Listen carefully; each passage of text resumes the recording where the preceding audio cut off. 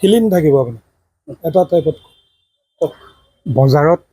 এতিয়া আলু দেখা গৈছে নতুন আলুবিলাকৰ ক্ষেত্ৰত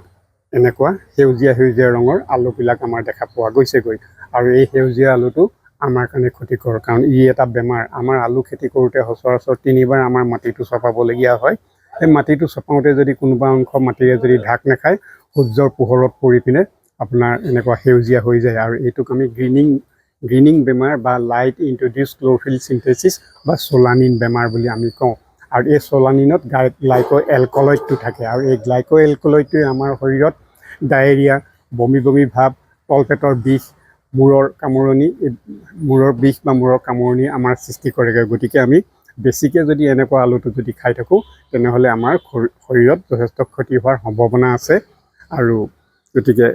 কৃষকসকলকো আমি কওঁ যে আলু খেতিটো কৰোঁতে সদায় সম্পূৰ্ণৰূপে মাটিটোৱে ঢাক খাই থাকিবলগীয়া হয় আৰু এই ঘটনাটো আমাৰ শিৱসাগৰ বজাৰত এইকাৰণে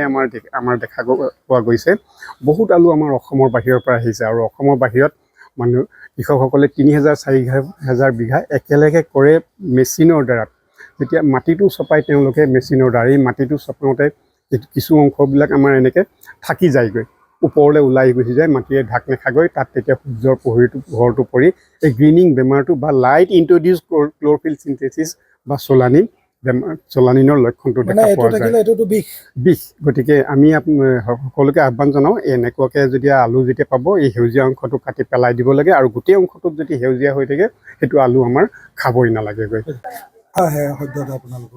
এতিয়া বৰ্তমান বেংগলৰ পৰা আহি আছে